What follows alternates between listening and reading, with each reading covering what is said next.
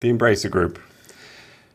Whether or not you've heard of it, it's basically a big, effectively game investment company publisher thing. Over the past few years, they've basically been buying up huge chunks of the industry. Effectively, they're like, if America has Microsoft and Asia has Tencent, Europe has Embracer. And that's basically all these companies are just swallowing up everything else.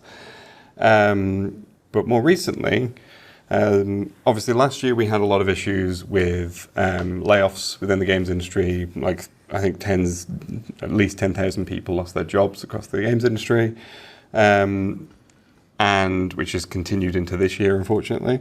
But pretty much at the heart of all of this, you have Embracer Group, who are one of the big ones doing a lot of these layoffs. 14,000 people have been laid off since last year. And the CEO, Lars Wingfors, has said that there will be more to come and that layoffs are something everybody needs to get through.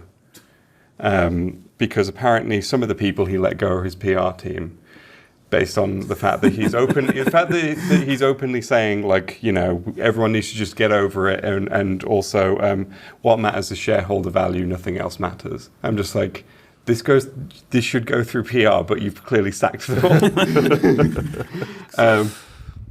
So just to remind me, Embracer Group started off as Nordic Games, and then they bought THQ, was it? Yes, they bought the sort of remnants of THQ. So when that went under, they bought up like the THQ name and a bunch of the franchises, and since then they've been buying up a whole bunch of other stuff. I can't remember all the stuff that they bought. So I know they bought Deep Silver. They bought Deep Silver. They bought Squeenix Montreal. It was Crystal Dynamics, Square Enix, well, Eidos Montreal, which was all from Square Enix. Yeah. And Gearbox was bought by them, and there's a few other things. Yeah. So we're talking some big franchises here. There's some big names, and also like there's a lot of stuff that they bought, which is a lot of like very dormant stuff that's just kind of sitting around. Like, and obviously the big one that a lot of people were talking about is the fact they bought the Time Splitters license and reformed Free Radical Design. Well, they've now closed Free Radical Design and cancelled Time Splitters as part of the 29 games that are currently being cancelled. Volition has also been closed down by them. Makers of Saints Row. They've been around a long time, haven't they? Yeah. 30 plus years, I think Volition have been running. So obviously, like, you know, a lot of this is going on, and it sort of raised questions of like, why is this sort of suddenly happened? You know, why they sort of emerged out of seemingly nowhere, bought everything, and then just immediately collapsed in on themselves. Basically, the whole thing is just an investment racket. So they apparently were aiming to get an investment from a big... Yeah. Well, initially they didn't say who it was that the deal fell through with, but The Verge did find out that it was the Savvy Games Group, which is connected to the Saudi Public Investment Fund. And apparently it was something like $2 billion or something they were hoping to get from them. And it was like the reason they bought everything was to build up their portfolio, so it was worth $2 billion. But they hadn't secured the deal, and it just kind of it collapsed, basically. So basically they went around and bought every independent studio they could get their hands on, just so there was enough shareholder value to get a big payout, like a VC company. Yeah, but because of the way that the games industry has gone over the past couple of years, and because of just sort of the general investment environment. So over the past couple of years, game sales have fallen from the peak that they were at, and also due to things like the cost of living crisis, interest rates around the world have shot up, which of course reduces investment and all that. So what you've got is Embracer now saddled with tons of debt, and they're getting less money in. Well, I say they're getting less money in. Within his whole thing about maximizing shareholder value, he did say, "Oh, we've had like record revenue or something like that." And it's like, well, if you publish some of these games, you might get some more revenue. Yeah. But you know, this is the problem, and but it's kind of interesting that everyone's kind of like focusing on Embracer so much because It's not just Embracer who have been on a massive buying spree, is it? Yeah. Like, as I mentioned, you've got Microsoft and you've got Tencent, like two of the big ones. And in fact, like Microsoft have shown that they're probably just as bad as this, because recently, obviously, with the Activision acquisition, they laid off, I can't remember how many people, but it was a lot from Activision.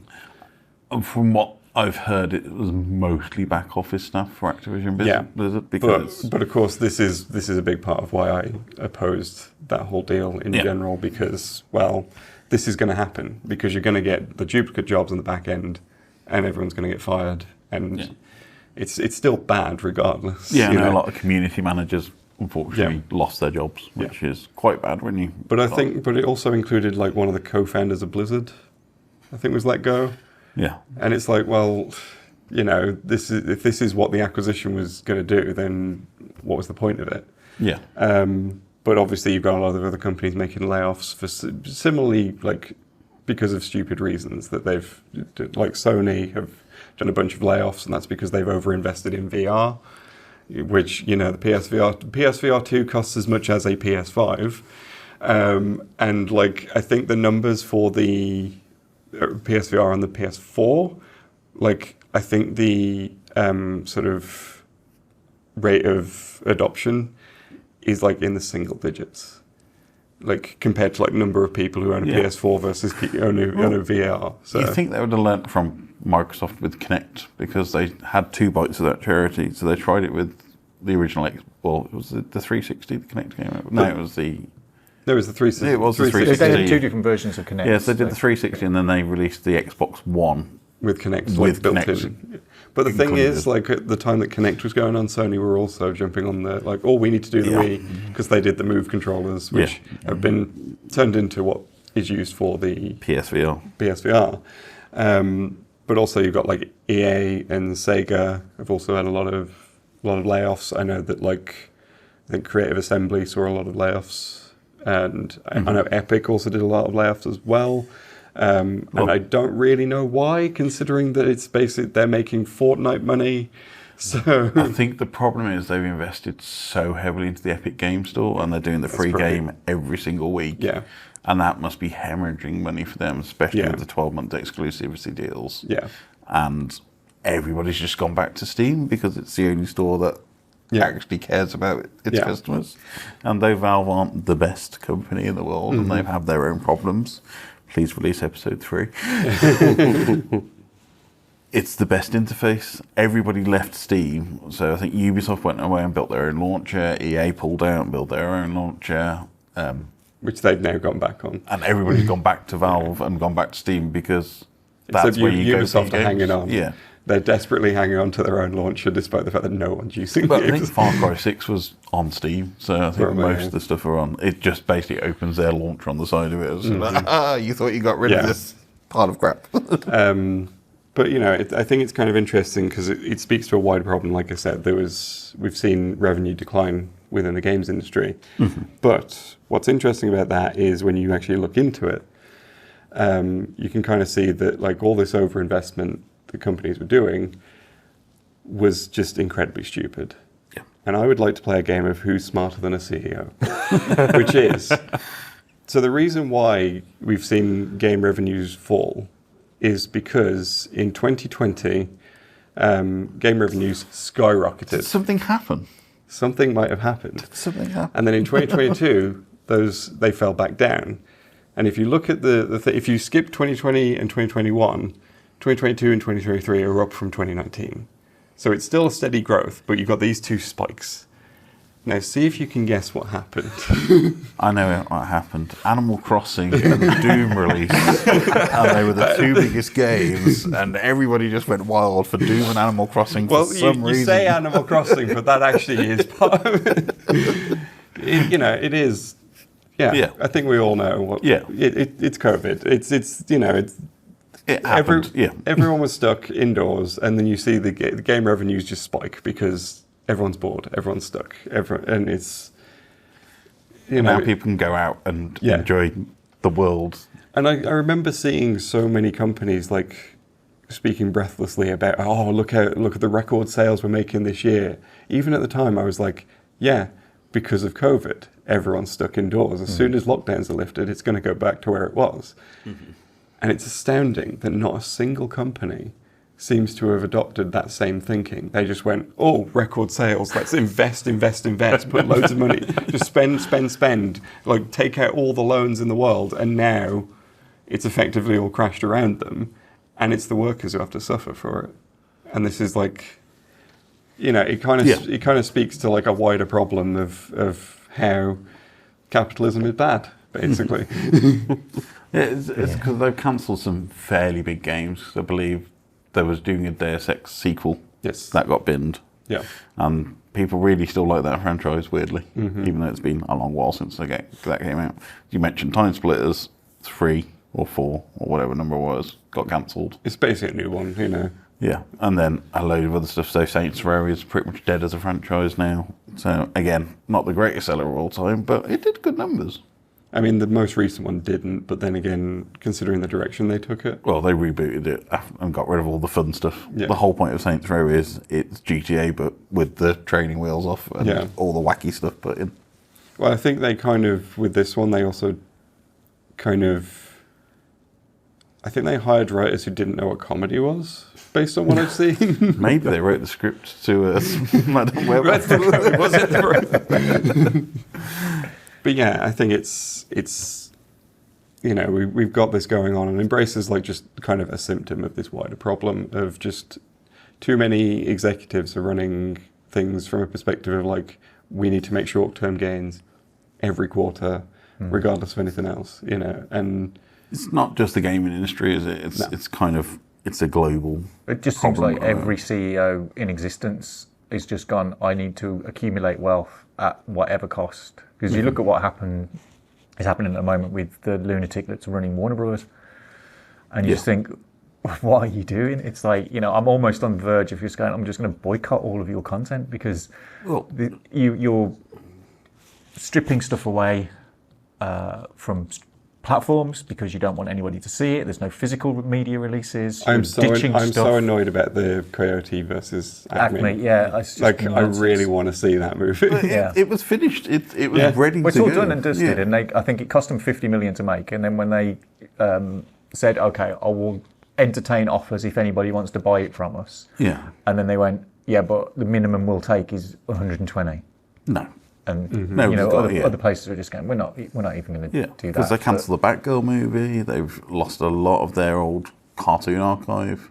Yeah, it's been like a massive bonfire at Warner Brothers. Yeah, they're just doing weird things. And Embrace is really weird as well because they recently acquired, I think it was 2 years ago, Dark Horse Media. Yes. Which is kind of an offshoot from the comics side, which is kind of like art books. So they put out all the kind of Zelda encyclopedias. They've done the art of Cyberpunk 2027. They've done art books for kind of Avatar. They put out the collected editions for Hellboy and stuff. So, Stranger Things. They've got lots of big licenses going out through Dark Horse, and you just think, well, what's going to happen to all of that? Will that have an impact on that arm of the? There's a few other, I think, non-gaming things they've bought as well. Like I think. I remember, I think it's Asmodee, which I think is like the board game company. I think they bought the Lord of the Rings license somewhere along the way as well. So, they've been buying up everything. Yeah, is that why that kind of disappeared from the Warhammer? Yep. Kind of, yeah. But even then, Warhammer 40k, they're having their own issues as well at the moment with their... I mean, Games Workshop are still doing better than our entire fishing industry. But I think they've just re-released the classic Warhammer 40k set again, and there was a big controversy around that because it was basically. Well, I mean, they're also doing the Power Wash collaboration. But they're also re-releasing old Warhammer Fantasy after doing Age of Sigmar, which is basically. There was a hard reboot, wasn't there? Yeah, but it was basically 40k gameplay in the old fantasy setting. But then they also just, in all the canon, just like basically killed everything. Did a whole like Disney with Star Wars thing. And then they went, oh, actually, nobody liked that, so let's bring back old fantasy Warhammer. But these CEOs just don't seem to be learning any lessons from kind of like what they're doing. It's like, well, why continue to pursue that route when the audience is and everybody else is going, no, this is a bad move. This is like, and getting rid of all those developers is not good for the industry at all. It's the thing that I've noticed is that we don't see this coming from Japanese companies that much because like all the layoffs at Sega happened in America and in Europe. But what's interesting is that like, Japan just as a culture doesn't really like layoffs. And yet all the Japanese games that have been coming out over the past couple of years, high reviews, high sales. Everyone, just there's top quality. Like recently, someone brought up the fact that the Final Fantasy VII Rebirth team is the exact same team as Final Fantasy VII Remake. Like no one's been moved elsewhere. It's just that continuation. Currently, the reviews have just come out. It's 93% on Metacritic. Consistency and quality, isn't it? That's what. And they're not rush releasing it either. They're not going. Oh, it's been like 4 years. Yeah, I mean they're not. They're not crunching those. Yeah, but I think if there's any silver lining from this, it's we might get some fantastic indie games.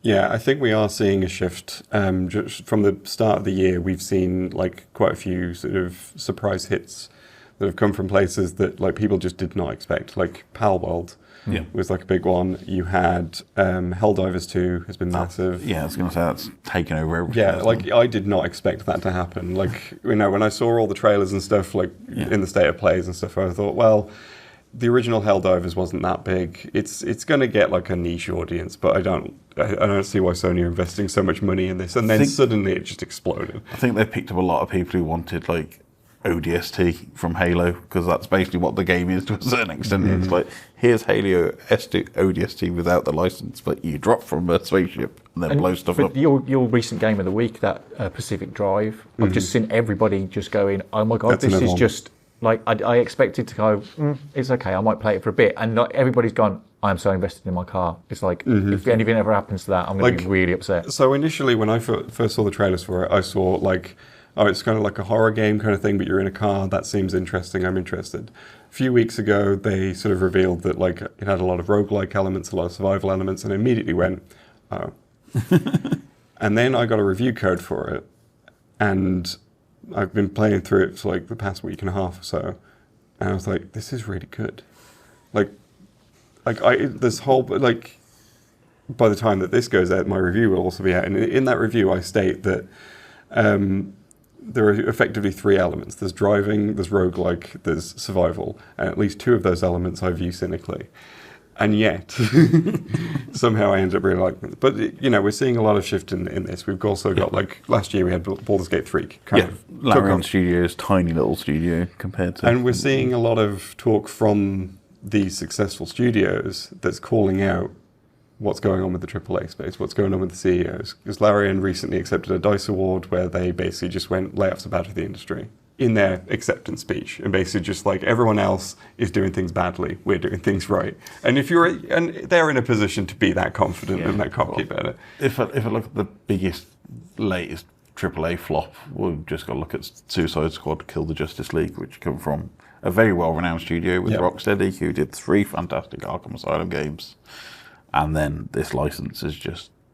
Well, this is the thing, like CEOs are like, oh, we've got to invest in live services, we've got to invest in like doing things this way and doing things this way. All people wanted was Rocksteady to make another Arkham-style game. Yeah. That's all they wanted. And if Suicide Squad had been more like Arkham and been more faithful to the characters, because I've heard a lot of things about how the characters are not faithful at all. Yeah. I'm sure Keith's got some opinions on that. Yeah. There's a lot of chatter because it's Kevin Conroy's last ever Batman performance. Yeah, and they do not do good by that. Yeah. Not at all. But it's been a massive flop. Like, its player count has dwindled, and even then it hasn't, even at its best, it hasn't sold very well. And it had problems on release as well. It looked straight away, the problems with the... Well, some people just logged on it that were 100% completion, even though they hadn't even touched the game. So they got like the end sequence. The launch glitch that basically, like, you launch the game and you've beaten it. Which is always good. It's just like when like the game basically tells you like don't even bother. I think they were just trying. Somebody at the dev squad was just like, let's just save everybody the pay. Yeah. Oh, you done good. And I do feel sorry for the actual developers because they have to sort of put up with all this and they have to. Well, I'm assuming it's going to have an impact on. Yeah, I mean, we've already brought up the CEO of Warner Brothers. Yeah. And we can see this kind of.